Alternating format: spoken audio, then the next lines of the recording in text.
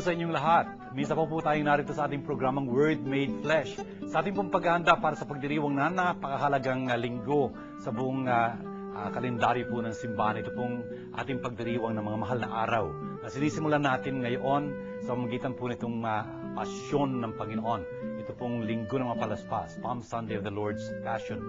Kaya po, saan man kayo naroon, sana po ang ating programang ito maging pagpapala sa inyo. Akin po binabati kayo mga magulang, mga anak, mga kasambahay, lalo na po yung mga may sakit sa inyo. Yung po mga kaparian, mga diakono, seminarista, religyoso, religyosa, mga katikisan nagpapalaganap ng magandang balita. Sana po ikapulutan natin ito na magagamit ninyo sa inyong pagpapahayag ng magandang balita sa inyong mga nasasakupan. Sana po talagang maging kaaya-aya itong ating programang ito para sa inyo. Kaya saan man kayo naroon, ang aking pong magbabati sa inyo ay Shalom. Word Made Flesh is glad to invite you to attend the Bible study lessons with Father June Lingad, SDB.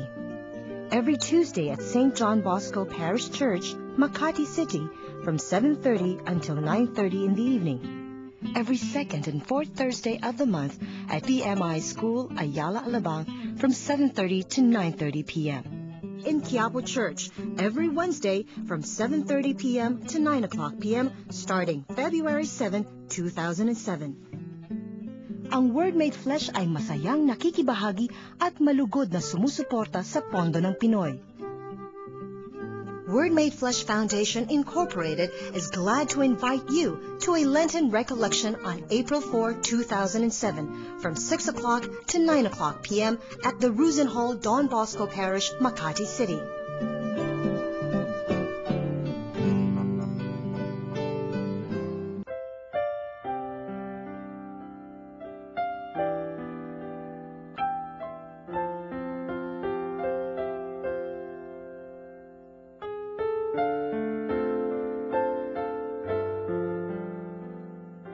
Ang makapangyarihang si Yahweh ang nagturo sa akin ng sasabihin ko para tulungan ng mahihina. Tuwing umagay, nananabik akong malaman kung ano ang ituturo niya sa akin. Binigyan niya ako ng pangunawa. Hindi ako naghimaksik ni tumalikod sa kanya. Hindi ako tumutol nang bugbugin nila ako. Hindi ako kumibo nang ako'y kanilang insultuhin. Pinabayaan ko silang bunuti ng buhok ko't balbas. Gayon din nang lurhan nila ako sa mukha. Ang mga pagdustang ginawa nila'y di ko pinapansin, pagkat ang makapangyarihang si Yahweh ang tumutulong sa akin. Handa akong magtiis, pagkat aking batid na ang sarili ko'y di mapapahiya. Dito po sa ating pagdiriwang ng Pasyon ng Panginoon, yung pong linggo ng palaspas sa Pasyon ng Panginoon. Palm Sunday of the Lord's Passion. Ang una po nating pagbasa ay hango kay Isaías, chapter 50. Ito po yung ikatlong awit dun sa aklat ni Isaías, awit ho noong lingkod ni Yahweh, Song of the Servant of Yahweh. Apat ho yung mga awit dito, maririnig po natin to sa sanlinggong ito during this Holy Week. Ito pong third, narinig natin ngayon, at sa Miyerkules. Yung una ho, galing kay Isaías chapter 42 sa Lunes, sa Holy Week. Sa Martes naman, yung ikalawa ho, galing sa chapter 49. At sa Miyerkules nga ho, itong ikatlong awit na ito, na narinig din natin ngayong sa Pasyong Linggong ito. At yung ikaapat na awit ko'y maririnig natin sa Biyernes Santo from Isaiah chapter 52 verse 13 to chapter 53 verse 12. You know, ano ho ba itong mga awit ng lingkod ni Yahweh na ito? Sinasalarawan ho dito yung isang personahe, kung minsan ho isa siyang individual, kung minsan naman isa siyang kalipunan. There is a part nga where it is referring to, Israel itself. Israel, my servant. Pero ang Ecclesia ho, the church, ay laging nakita dito sa mga talatang ito ni Isaías, sa mga awit na ito ni Isaías, ang larawan ng ating Panginoong Hesukristo. Sa mga katuwid ho, na babasa ho ng Ecclesia itong mga awit na ito, na tumutukoy, kay Jesus. Kaya ho dito sa mga araw na ito ng pagsasadula natin, pag-aalala natin sa pasyon ng Panginoon, ayan ho, ginugulit at sa ating binabasa at pinakikinggan ho itong mga awit na ito ng lingkod ni Yahweh. Kaya nga ho dito sa third song na ito na ating narinig ngayon sa una nating pagbasa, sinasabi ho dito kung paanong itong lingkod ni Yahweh ay binigyan ng isang sanay na dila, sabi niya ganyan, upang makapagsalita sa mga nalulumbay ng isang kataga na talaga magpapalakas ng kanilang mga damdamin. Kaya naman, araw-araw sa umaga, binubuksan ni Yahweh ang aking pandinig, sabi nitong lingkod na ito, upang makarinig ako. Hindi ako nagrebelde kailanman. Hindi ako tumalikod sa anumang pag-alipusta nila. Ibinigay ko yung aking likuran para kanilang paluin, ang aking pisngi para talagang alipustain ako. Pluck my beard, yung balbas ko hugut-hugutin. Ang aking mukha, hindi ko ipinagsanggalang o hindi ko sinangga yung kanilang pagsampal sa akin at paglura. Bakit? Kasi the Lord God is my help. Sabi niya ganyan, ang Panginoong Diyos ang aking tulong, hindi ako mapapahiya. Sabi niya ganyan. Talagang tinigasan ko ang aking mukha na parang batong buhay. Alam ko kasi na hindi ako kailanman mapapahiya. Brothers and sisters, tingnan niyo itong awit na ito, patungkol ho sa Panginoon to. Talagang, nung binabasa ko sa inyo, siguro maalala niyo sa pasyon ng Panginoon, ito po yung nangyari sa kanya talaga. Siya na magdaranas ng napakaraming hirap. Hindi lang yun, ahantong pa nga sa napakalagim na kamatayan. Ito hong Jesus na ito na ating Panginoon, siya talaga makapag-aaliw sa atin, makapagbibigay sa atin ng pag-asa. Lalo na pagka dumadaan ho tayo doon sa mga pagsubok sa buhay natin. Na bawat isa ho sa atin, sa maliit o malaking paraan, ay dadaan at dadaan. Hindi tayo dapat mahintakutan, hindi tayo dapat masiraan ng loob. Alam natin, nangunguna sa atin si Jesus. Kaya nga, ano utos ni Jesus sa akin? Follow me. Ibig sabihin, nauna siya sa harapan natin. Alam niya kung ano sasapitin natin, kung anong ibig sabihin ng daan ng krus, the way of the cross. Siya ho ang unang tumahak nito. Sumusunod lang tayo sa Kanya. Lumalakas ang ating kalooban kasi alam natin kung paano naging tapat ang Diyos kay Jesus, ganun katapat ang Diyos para sa bawat isa sa atin. Kung kaya tingnan nyo, ito hong pagbasang ito ay hindi lang tungkol kay Jesus, kundi tungkol din to para sa bawat isa sa atin. Sana ho tayo rin ay talagang matulad kay Jesus na pagkatapos nating dumaan sa lahat ng hirap, tayo rin makapag-aliw ng ating mga kapwa, ng ating mga kapatid na siguro sinusubok din, siguro dumadaan din sa matinding paghihirap. Sana tayo din makapagbigay sa kanila ng lakas ng loob kasi alam natin, dinaanan natin to. Brothers and sisters, it's always like that. When we pass through, trials and tribulations and sufferings, we come out of that, better persons. Really.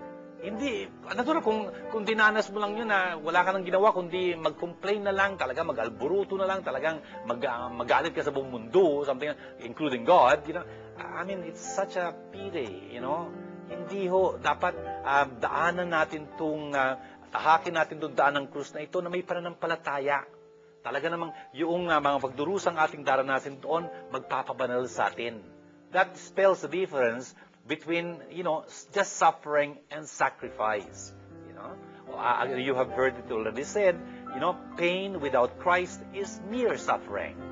Pain with Christ is sacrifice. Ano ibig sabihin ng sacrifice? Nagpapabanal sa atin.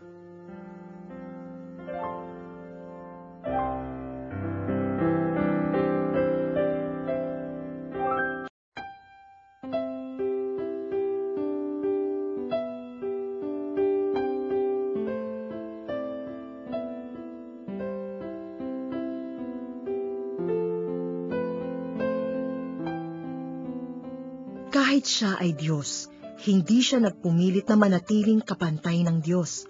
Sa halip ay kusa niyang binitawan ang karapatan niyang ito at namuhay na isang alipin. Ipinanganak siyang tulad ng isang karaniwang tao. Siya'y nagpakababa at naging masunurin hanggang kamatayan. Oo, hanggang kamatayan sa krus. Kaya naman, siya'y itinampok ng Diyos at binigyan ng pangalang higit sa lahat ng pangalan. Ano pat ang lahat ng nilalang na nasa langit, nasa lupa, at nasa ilalim ng lupa ay maninikluhod at sasamba sa Kanya. At ipapahayag ng lahat na si Hesukristo ang Panginoon sa ikararangal ng Diyos Ama. Ito pong ating ikalawang pagbasa ay hango sa napakaganda at napakahalagang mga talata ng sulat ni San Pablo sa mga taga-Filipos, chapter 2, verses 6 to 11. Anong sinasabi sa atin dito? Sinasalarawan ho itong pagfigurang ito, itong larawang ito ni Jesus. Ang sabi ho dito, who, though he was in the form of God. Brothers and sisters, tingnan nyo, yung pagkakinuha mo ito ng ganun lang, verse 6, it starts with a relative clause, you know. Siya na bagamat nasa anyo ng Diyos, sino yung siya na yon? Nasa verse 5 ho, na unfortunately was taken out of the text. Ano yung nando sa verse 5? Ang sabi niya, gawin yung inyo ang isipan ni Kristo, na bagamat siya ay nasa anyo ng Diyos, di niya tinangkang agawin ang pagiging kapantay ng Diyos. Brothers and sisters, narinig niyo ho yun. Importante ho yung verse 5 na yun. Aangkinin dapat natin, gagawin natin ang isipan ni Kristo. Sino yung Kristong yun? Ito ho, isasalarawan dito sa verses 6 to 11 na ito. Bagamat siya'y nasaan yung Diyos, ibig ho nang sabihin ng forma dito, yung morphe na yun ang kalikasan ng Diyos. Hindi ho pwede magbago yun. You know? Hindi ho pwede magbago yun. Yung kalikasan ni Jesus ay talagang kalikasan ng Diyos. You know? At bagamat siya'y ganoon, hindi niya tinangkang agawin yung pagiging kapantay ng Diyos. Kundi, anong ginawa niya? He emptied himself. Talagang winaksin niya sa kanyang sarili ang lahat ng karangyaan at kaluwalhatian ng Diyos na yan. Inako niya ang forma ng isang alipin. Sabi niya ganyan. Kitang-kita siya sa anyo ng tao. Talagang parang taong-tao siya talaga. Ano nangyari? Pagkatapos nun sa verse 8, nagpakababa siya. Naging masunurin hanggang kamatayan sa krus. Kaya naman, anong ginawa ng Diyos sa kanya? Talagang itinanghal siya ng taas, you know, binigyan siya ng pangalan.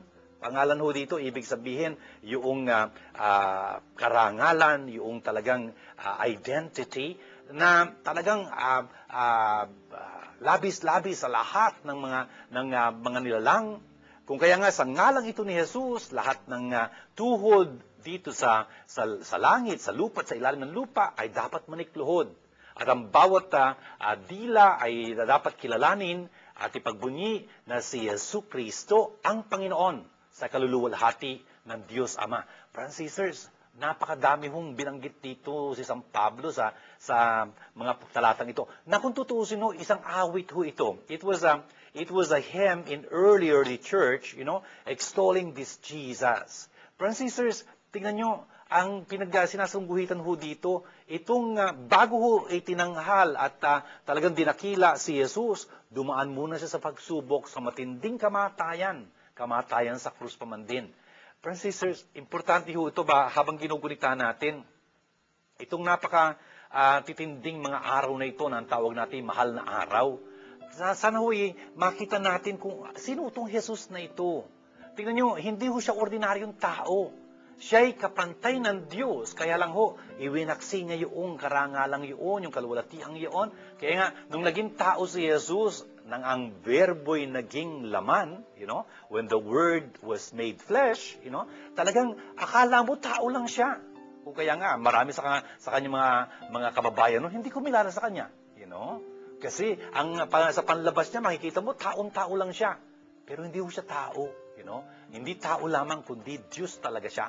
Kaya nga, anong gagawin ni Jesus? Dito sa dulo nito, sasabihin ni San Pablo, dapat na lahat ay manikluhod, you know, at ipagbunyi si Jesucristo ay ang Panginoon. Kasi yung Panginoon dito, Lord, is yung curious, yung salitang Griego na pan-translate o pansalin sa salitang Yahweh sa lumang tipan, Ibig sabihin, talagang pinapatungkol mo ang pagka-Diyos dito kay Hesus Kristong ito. Brothers and sisters, importante ho na makita natin maganda ito. Si Jesus ho, ang magiging tagapagligtas natin. Siya ang tutubos sa atin sa kasalanan. Ano nangyari? Brothers and sisters, pagka nagbuhol ka ng anuman, magbuhol ka ng I don't know, I like to show you. Kunyari, meron akong panyo. Kinuha ko yung panyo ko. Tapos sabihin natin, ibubuhol ko siya. O edi binuhol ko.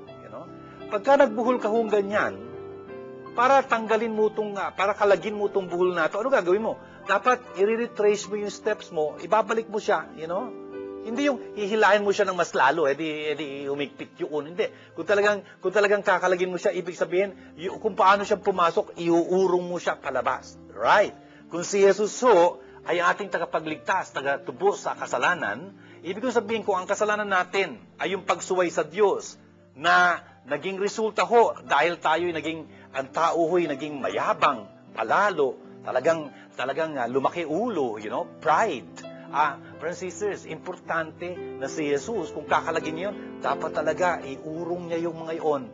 Dapat maging masunurin siya. Masunurin dahil nagpakababa siya. Brothers and sisters, yun yung pinagbubunyi dito. Si Jesus humbled himself,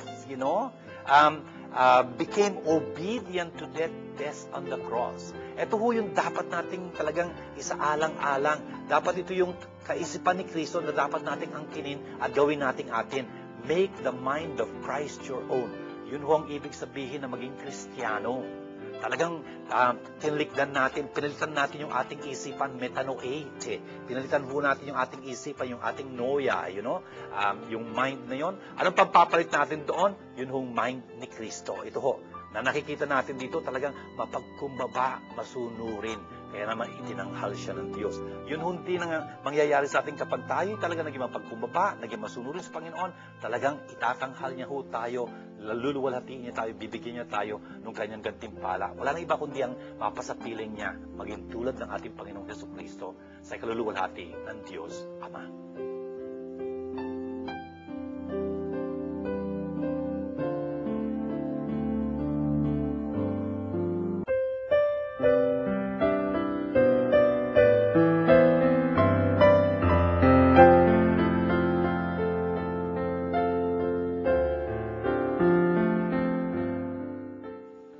Sumainyo ang Panginoon. Ang magandang balita ng Panginoon ayon kay San Lucas. Nang dumating na ang oras, dumulog si Jesus sa hapag, kasama ang kanyang mga apostol. At sinabi niya sa kanila, malaon ko nang inasam-asam na makasalo kayo sa hapunang Pampaskuang ito bago ako magbata. Sinasabi ko sa inyo, hindi na ako muling kakain nito hanggang sa muling maganap sa kaharian ng Diyos. Hinawakan niya ang isang saro at matapos magpasalamat sa Diyos ay binigay sa kanila. Sinabi niya, kunin ninyo ito at paghati-hatian. Sinasabi ko sa inyo, na mula ngayon hindi na ako iinom nitong katas ng ubas hanggat hindi dumarating ang kaharian ng Diyos. At dumampot siya ng tinapay, at matapos magpasalamat sa Diyos, kanyang pinagpira-pirasot binigay sa kanila, sinabi niya, ito ang aking katawan na ibibigay para sa inyo. Gawin niyo ito bilang pag-aalaala sa akin. Gayun din naman, dinampot niya ang saro pagkatapos maghapunan at sinabi, ang sarong ito ang bagong tipan ng aking dugo na mabubuhos dahil sa inyo. Ito mga kapatid, ang magandang balita ng ating kaligtasan. Mga kapatid, ito pong aking ipinahayag sa inyong ebanghelyo ay kapiraso lang ng pasyon na ating babasahin sa araw ng linggong ito, ng pasyon ng Panginoon, itong linggo ng palaspas. Kasi mula ngayon, may pasyon tayo, tapos sa Biyernes Santo rin may pasyon tayo roon na babasahin. Ito pong aking binasang bahagi, ay bahagi lang ng mahabang pasyon na yon. From Luke chapter 22, verse 14, yun aking umpisahan, hanggang sa kay Lucas chapter 23, hanggang doon sa susunod na kabanatang yon, hanggang doon sa wakas doon, verse 56. Medyo mahaba yung pagbasang yon. Hindi ko na binasa lahat kasi matatapos yung programa natin, wala ako ma-explain kung tutuusin. Hindi naman kailangan na basahin ko lahat ito. No? Gusto ko lang salungguhitan ng ilang mga bahagi nito. Tingnan nyo, ito binasa ko sa inyo ngayon. Dumating yung oras ng huling hapunan. Inihanda sinabi ni Jesus sa kanila na ipaghanda nila yung silid na pagdarausan nila ng huling hapunan. Hindi kasi pwedeng ura-urabi yung paghandang yun. Bakit? Marami kasing gagawin doon. Para bang meron kayong party, talagang bonggang parting ganyan, abay hindi naman pwedeng sa last minute doon kayo maghahanda. Hindi ganun yun. You should have gotten everything you will need. Dito sa pagdaraos ng huling hapunan, ay marami ihahanda dyan. Bakit? Kasi hindi ordinaryong hapunan yan. Bakit nga? Ito kasi yung hapunang Pampaskwa, the Passover meal, yung Pesach ng mga Hudyo.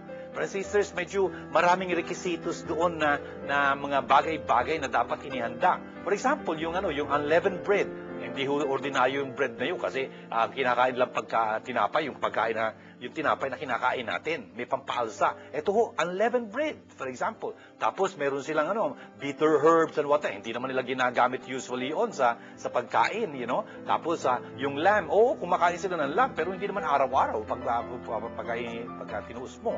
Pero sa mga tuwido, maraming dapat ihanda. O kaya dapat ihanda, ganon. Kung kaya yung Passover meal, talagang bongga yung kain ng iyon. Brothers and sisters, gusto kong sabihin sa inyo, hindi natin pwedeng mapahalagahan ang hindi natin naiintindihan. Yun nga, hindi natin pwedeng mapahalagahan ang Eucharistia, ang misa kung hindi natin naiintindihan ito. Paano maintindihan ang Eucharistia, ang misa, pagka naintindihan mo ang huling hapunan? Kasi yung misa natin ay ang pagsasadula ng ginawa ni Jesus sa huling hapunan. Pero hindi maintindihan ang huling hapunan kung hindi mo alam yung hapunang Pampaskwa, yung Passover meal. Bakit? Kasi yung hapunang Pampaskwa yun. Kaya lang nga, very abbreviated yung pagkakasalaysay. Hindi nakauso ni Jesus at ng kanyang mga alagad yun ng kumpletong-kumpleto. Kaya lang, sa pagsasalaysay dito sa ating ebanghelyong babasahin, hindi kumpleto yung pagsasalaysay. Parang sabihin natin kunyari, nagbabasa ka ng dyaryo. Ang sabi doon during his homily in the mass of Easter, the Pope said, brothers and sisters, during the homily of the Pope in the mass of Easter, yung misa hindi lang homily, Marami maraming pambungad yun. Kung makikita niyo yung misa ng Santo Papa pagka Easter, usually it is telecast all over the world. Abay, makita niyo mahaba yung misang yun. Talagang ang daming ceremonials doon, ang ganda-ganda ng ceremonials na yun. Especially in the Vatican, they do it so very well, And the point is, also in our churches here, pagka sinabing misa yun in his mass of Easter, ibig sabihin nun, may entrance song, may penitential service, may readings, merong yung gospel, tapos homily, prayer of the faithful, tapos yung procession of the gifts, tapos merong canon of the mass, tapos communion, tapos ang haba ang dami. Hindi binanggit yun. Ang sinabi lang, during his homily in the mass of Easter. Tingnan nyo, kasi ang sinasalungguhitan lang yung homily Pero marami nangyari doon sa misang yun. Hindi naman pagkatapos na naghumili ang Papa, tapos na yung misa. Hindi may karugtong pa yun, mahaba pa karugtong. Yun nga The same in the way the Last Supper is described, hindi sinabi lahat doon, For example, napansin nyo, 2 beses binanggit yung saro, yung chalice. Kasi yung 4 na cups yung pagsasaluhan nila, kung tutuusin. Tapos maraming tinapay ho yung bread na i-distribute doon, etc. Brothers and sisters, hindi lang yun. May mga awit silang kakantahin. For example, kasi parte yun ng kanilang pagdiriwang ng Paskwa. Hindi lang ho yun. May tanungan pa nga. May tanungan pa na hindi ho na binanggit dito. Ang binanggit dito yung sagot ni Jesus. Chances are, hindi ho natin maintindihan ito talagang pagbasang ito, yung hapunan Pampaskwa dito sa huling hapunan, kung hindi natin naintindihan kung paano din sineselebrate yung pinagdiriwang yun ng mga Hudyo. Napakahalaga po noon. And just now, for example, I cannot explain everything. Pero gusto kong salungguhitan to. For example, at a certain point ho, yung pinakabunso dun sa gathering, kasi ho, bawat pamilya dapat nagdiriwang nitong hapunan Pampaskwa. Every year ho ito. And they have been doing it now for the past 3,000 years, or some, more than that, Sa mga tuwid, memoryado ho nila to mula sa bata hanggang sa matanda. Memoryado nila to ceremonials dito. Para pag tayo dito, kunyari, the Lord be with you kahit hindi ka nag-iisa, and also with you, We ask this through Christ our Lord. Amen. Parang ganun, Hindi ka na nag-iisip. You know that, ganun yun eh. Brothers and sisters, ganun din ho sa kanila. Memoryado na yung procedure dito, kung ano nangyayari, yung sequence ng hapong Papaskwa. Kung kaya ho, ano ba mangyayari doon? At one point, magtatanong yung pinakabunso, Abba, Itay, Daddy, ano ho ba itong tinapay na ating kinakain ngayon na espesyal?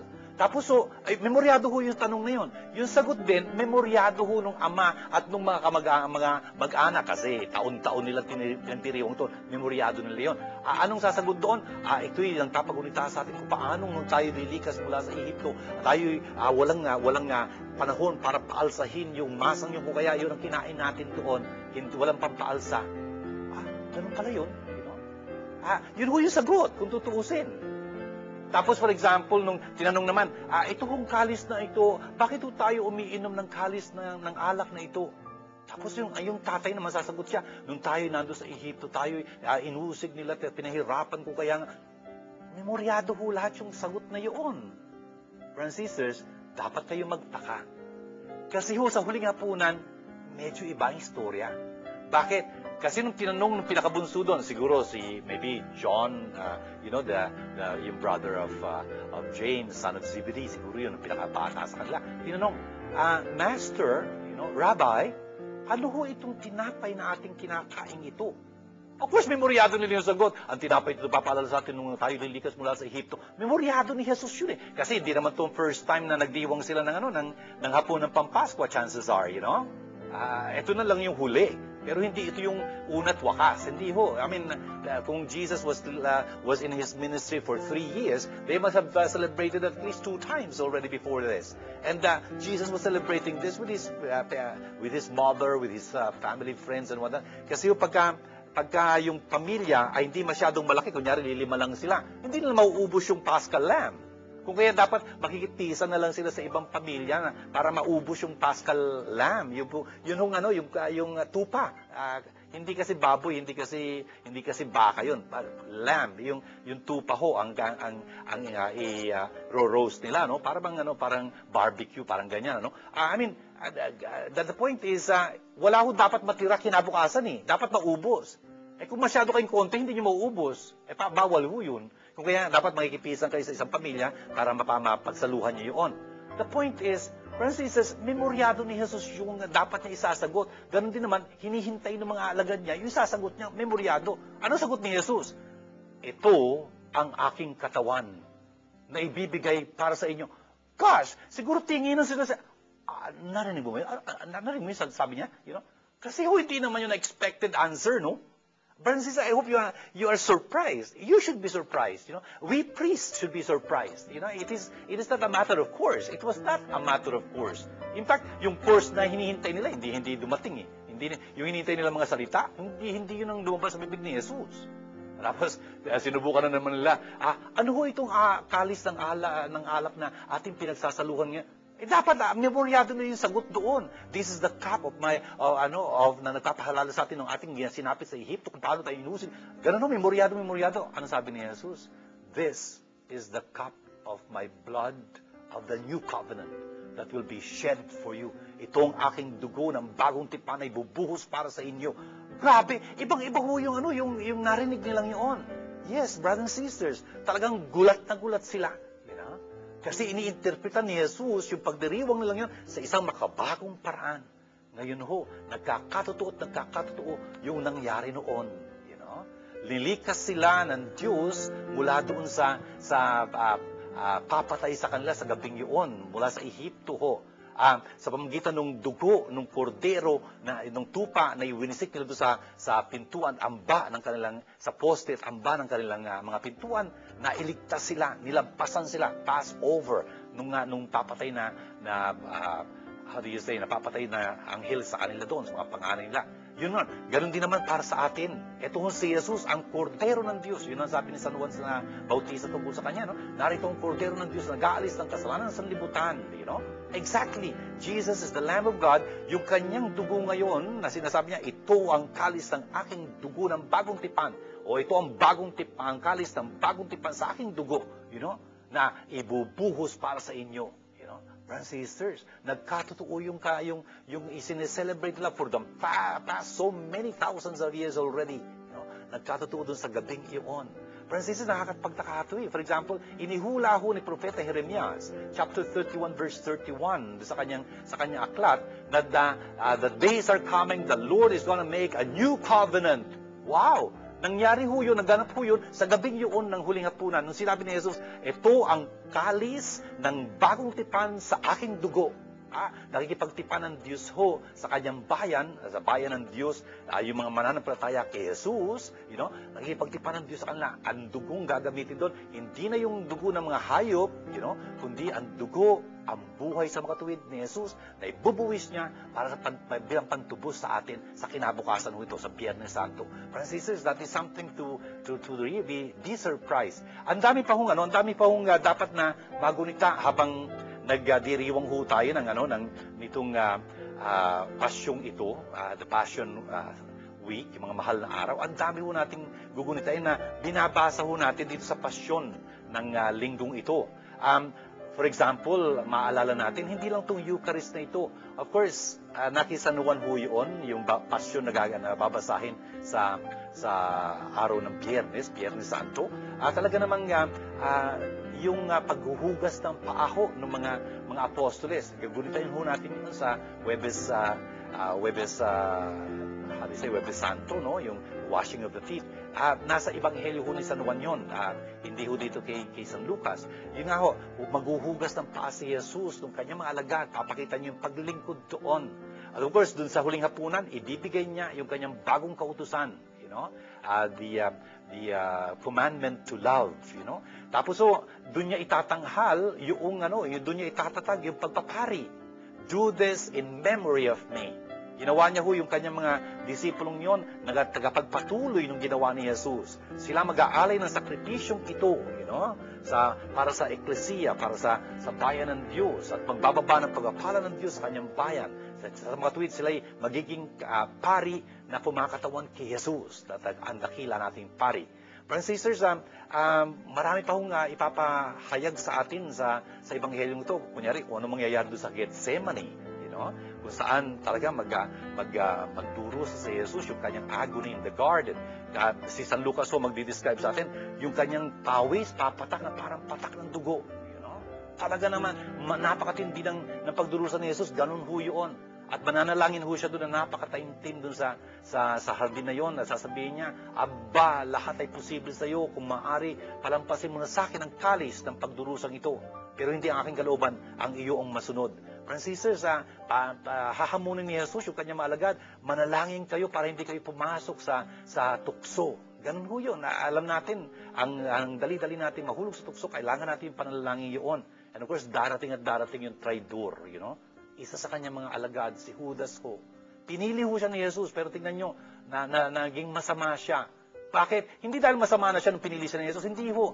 Naging masama ho siya in due time, in due course. Bakit? Masyado siyang naging ganid sa salapi, you know, something like that. Alam natin, ikukundina ho si Jesus, ipagtatatwa siya ni Pedro doon. Sasabihin ni Jesus sa kanya yun, Hindi titilao kang manok bago mo ko na itatwa muna. You know? Hindi makapaniwala si Pedro mangyayari yun. Anyway, tapos alam natin kung anong gagawin sa kanya sa harapan ni Pilato. You know? Ililitisin siya ron. Ipapapako siya sa krus. Alam naman natin kung anong mangyari sa paanan ng krus. Nandun ang kanyang ina. You know? Sasabihin niya sa kanyang ama sa mga sandaling iyon, Father, forgive them. They do not know what they are doing. Hahamunin siya ng mga tao doon. If you are the Messiah, come down and we'll believe in you. Good, Jesus did not come down. You know? Kasi talagang kukumpletuhin niya yung pagtubos niya sa atin. And of course, meron dong isang pinako din sa krus na hihingi ng kanyang tulong. Lord, remember me. Allahanin niyo ko pag nasa paraiso na kayo. At sasabihin ni Jesus, today, you are with me. You will be with me in paradise. And at the end of that scene there, itatalaga ni Jesus ang kanyang sarili sa kamay ng kanyang ama. Father, into your hands, I commend my spirit. Alam natin kung ano mangyayari ng pagkatapos. Friends and sisters, tingnan nyo, itong mga mahal na araw na ito. Sana tandaan natin, mga mahal na araw. Napaka-importante yung maintindihan ng mahal na araw. Tingnan nyo sa ibang mga lingwahe it has something to do with holy. You know?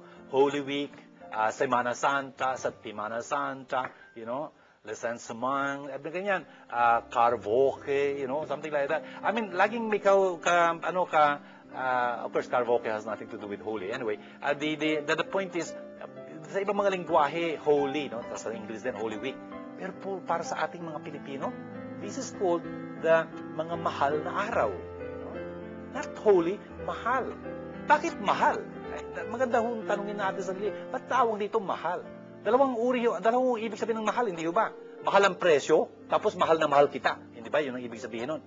Oho, mahal dahil napakalaki ho na ibabayad ni Jesus para tubusin tayo. Sabi nga sa Pedro, 1 Peter chapter 1, verse 18 and 19, tandaan niyo kung paano kayo tinubos ng Panginoon mula sa walang kapararakang pamumuhay na pinamana sa inyo ng mga ninuno ninyo, hindi sa pamamagitan ng mga pilak at ginto, kundi sa pamamagitan ng kamalmahalan, dugo, ng walang bahid, walang dungis na kordero. Yun ho ang pinantubos ni Jesus sa atin. Ang mahal ng binayad niya para sa ating katubusan. Kaya mga mahal na araw ito. Hindi lang ho yun. Itong mga araw na ito, nagpapahiwatig sa atin, nagpapatunay sa atin ng malaking pag-ibig ho sa atin ni Jesus. Mahal na mahal niya tayo. Kaya naman ibinigay niya ang kanyang buhay para sa atin. Friends and sisters, ito hong mga araw na ating ipagdiriwang sa mga susunod na sa sanlinggong ito. Sana ho, talagang sikapin ho nating makiisa sa Panginoon. Tayo mga Pilipino lalo na, wala ho tayong pwedeng idahilan na wala tayong panahon para sa Panginoon sa mga araw na ito. Can you imagine, from Holy Thursday, it's a holiday, you know? Ay nako, yung iba siguro, ewan ko saan sila pupunta. Sana ho, tandaan natin, pumunta tayo sa pagtitipon ng bayan ng Diyos, you know? At talagang kaharapin ho natin ang Panginoon. Talagang hindi yung ewan ko kung saan tayo magliliwaliw. Teka muna ho, mga mahal na araw to. You know, ewan ko kung ano pagkakaintindi nyo. Pero the point is, this is a very, very holy season. Dapat kaharapin natin ang ating sarili, kaharapin natin ang ating Panginoon. Talagang magkatuos tayo. Kasi kung minsan, you know, we have all the whole year. I don't know what we do, whether we understand who we are. Pero this is a very, very, very beautiful time na binibigay sa atin ng Panginoon. Binibigay pa man din sa atin ang ating, ating mga batas para mailaan natin sa Kanya. Sana po paglaanan natin ng Panginoon ng panahon, lalo na ang Kanyang salita, ang panalangin, ang pagkipagkasundukan sa Kanya sa kumpisalan. Para pagkatapos nitong mga mahal na araw na ito, kasama tayo ng Panginoon, talagang mabuhay sa muling pagkabuhay niya.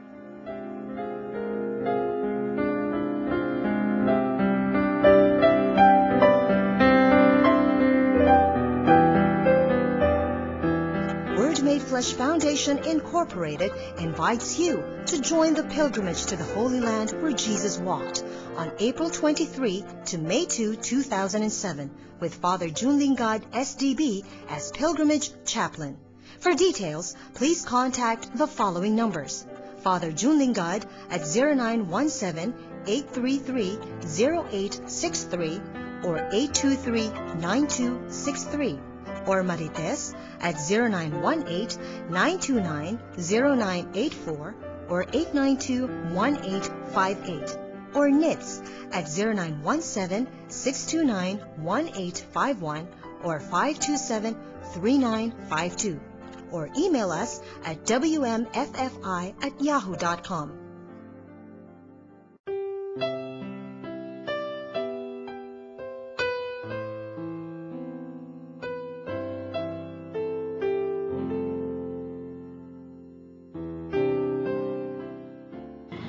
Father John, tatanggapin pa ba ako ni God kahit nagkasala ako? Thank you, Barry, sa tanong mong ito. Tatanggapin pa ba ako sa langit kahit ako'y nagkasala?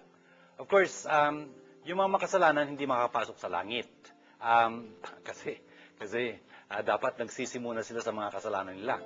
Pero ang mga nandun sa langit ay mga taong, napatawad sa kanilang mga kasalanan. Kasi bawat isang tao naman nagkasala, kung hindi man personal, yung kasalanan ng mana, kung tutuusin, kaya nga kinakailangan binyagan. Pero the point is, ang mga taong tatanggapin sa langit ay yung mga makasalanan na nagsisi. Kaya tayo, ikaw, ako, pagka nagsisi tayo sa ating mga kasalanan, talaga nagbalik loob tayo sa Panginoon, tatanggapin tayo sa langit. Napakadakila ng pag-ibig sa atin ng Diyos. Father June, bakit po nagugas kamay si Pilato? Ay, Maria Paula, thank you dito sa tanong mo. Bakit naghugas ng kamay si Pilato? Yung paghuhugas ng kamay ni Pilato, tanda yun, it's just a symbolic gesture. Hindi naman dahil madumi kamay niya, no? Kundi naghuhugas kamay siya. Hindi ba ganun meron tayong kasabihan ganun eh. It's an idiomatic expression ngayon, naghugas kamay. Ibig sabihin nun, nagmamalinis siya, nagpapahiwatig siya na wala siyang kinalaman dyan, malinis ang aking konsyensya tungkol dyan, It is an exterior, how do you say, isang panlabas na aksyon na suppose na nagpapakita ng panloob na disposisyon, na pag-iisip, Ako wala akong kinalaman dyan, ayaw ko maging sangkot dyan, naguhugas ako ng kamay. Si Pilato, ganun. Responsable siya dapat doon, may pananagutan siya doon, siya ang gobernador, depende sa kanya, siya naglilitis doon, hiniharap nga sa kanya yung si Jesus, dahil alam nyo, yung mga Hudyo, hindi sila pwedeng pumatay. Bagamat pwede sila magpasa ng isang parusa ng kamatayan, kunyari nilitis nila, kunyari si Jesus, nilitis nila, tapos parusang kamatayan ang ginawad. Yung parusang yun hindi nila pwedeng execute, hindi nila pwedeng isagawa. Kasi doon sa Judea, kinuha ni Pilato yung kapangyarihang yun. Doon sa Galilea, pwede si Herodes, pinatay niya nga hindi ba, si Juan Bautista, gusto niya patayin si Jesus noon, kaya pinatataka siya doon. Sa makatuwid doon sa norte, merong kapangyarihan yung nag-ahari doon na magpapatay.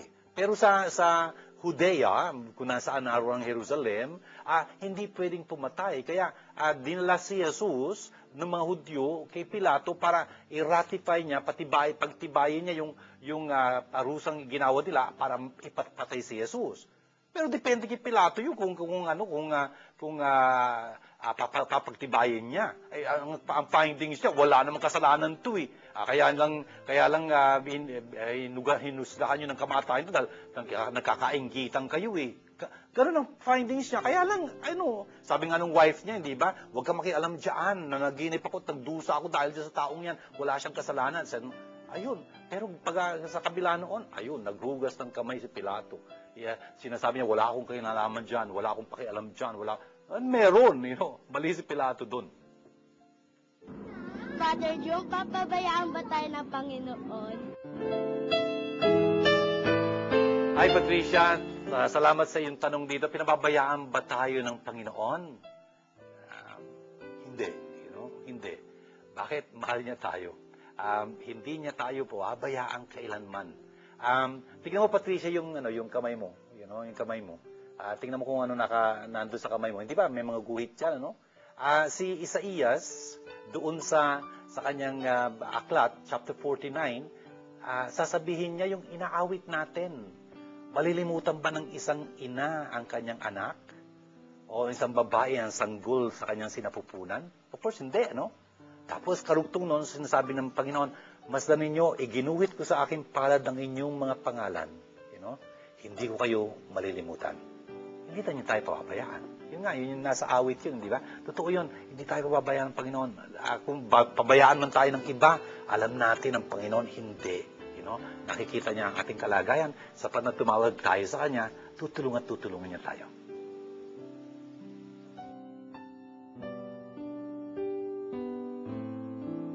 Word Made Flesh Foundation Incorporated is glad to invite you to a Lenten recollection on April 4, 2007 from 6 o'clock to 9 o'clock p.m. at the Rusin Hall, Don Bosco Parish, Makati City. Word Made Flesh Foundation Incorporated invites you to join the pilgrimage to the Holy Land where Jesus walked on April 23 to May 2, 2007 with Father June Lingad, SDB, as Pilgrimage Chaplain. For details, please contact the following numbers. Father June Lingad at 0917-833-0863 or 823-9263. Or Marites at 0918-929-0984 or 892-1858. Or NITS at 0917-629-1851 or 527-3952. Or email us at wmffi@yahoo.com.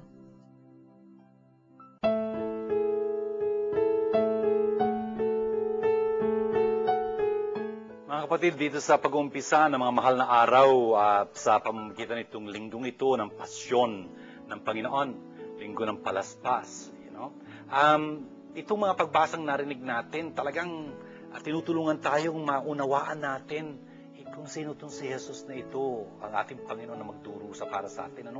Ayun, dito sa unang pagbasa, sinabi sa atin kung paanong binigyan si Jesus talaga ng kakayanan ng isang di lang talagang hinubog, sanay na sanay, upang makapagpahatid ng magandang balita. Yun nga, magandang balita ang inihatid sa atin ni Jesus, na hanggang ngayon pinaalingaw-ngaw ng Eklesiya, tinuturo sa atin ng Eklesiya. At itong ginagawa ni Father June dito sa ating programang ito, yung katuruan ni Jesus, ipinapaabot sa atin, yung mga kataga niya, mga salita niya, ipinapaliwanag sa atin. Sana ho nakakatulong sa inyo na maunawaan natin ang ating Panginoong Jesucristo na pinagpapatuloy niya pa hanggang ngayon itong sinasabi sa atin dito sa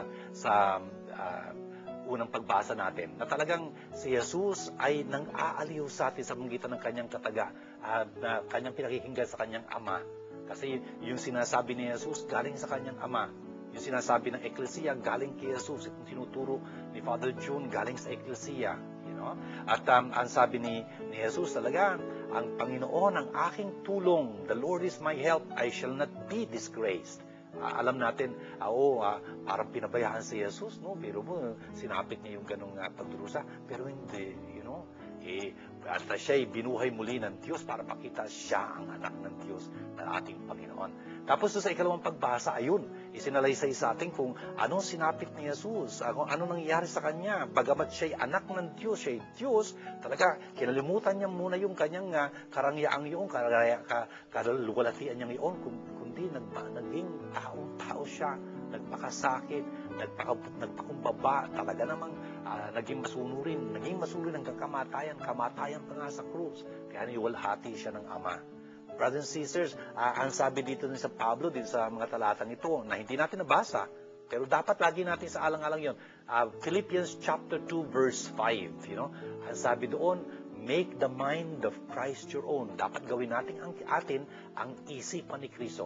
Paano makukuha yung isipan ni Kristo kung hindi mo alam ang kasulatan? Kaya dapat binabasa natin ang kasulatan, pinag-aaralan natin, talaga iniintindi natin to. Kaya ito pinapaliwanag ni Father June dito. Kasi sa ganung paraan, pagka nalalaman natin ang kasulatan, makikilala natin si Kristo. Ignorance of Scriptures is ignorance of Christ. Kung kaya, importante makilala natin itong Jesus na ito.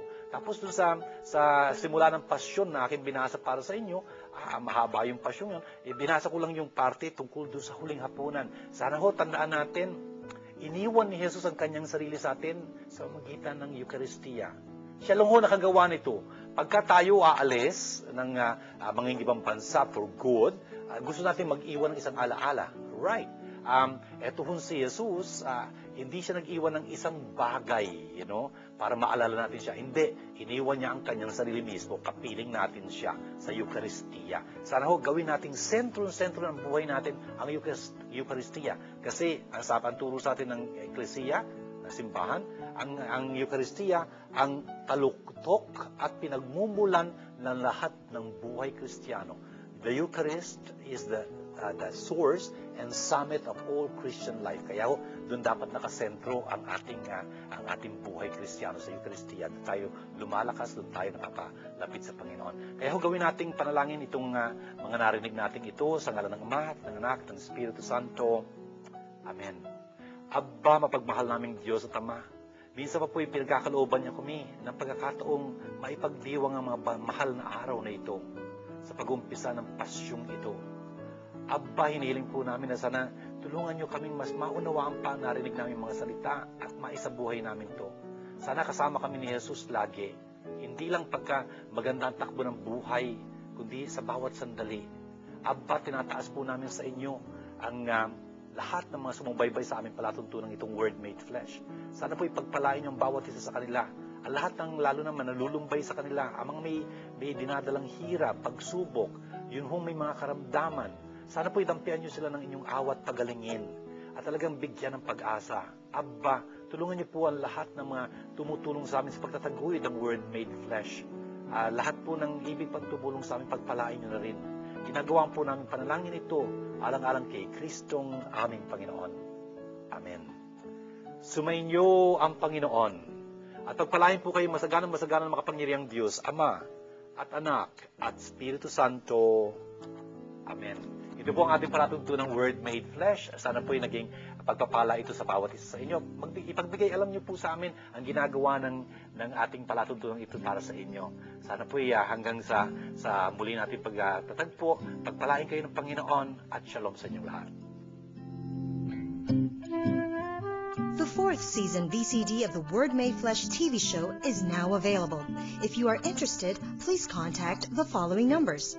Nitz Castro at 527-3952 or 0917-629-1851 or Pat Gualberto at 892-1858 or 0921-373-8348 or email us at wmffi@yahoo.com. This program is brought to you by God, the Word Made Flesh. Indeed, God is our sponsor.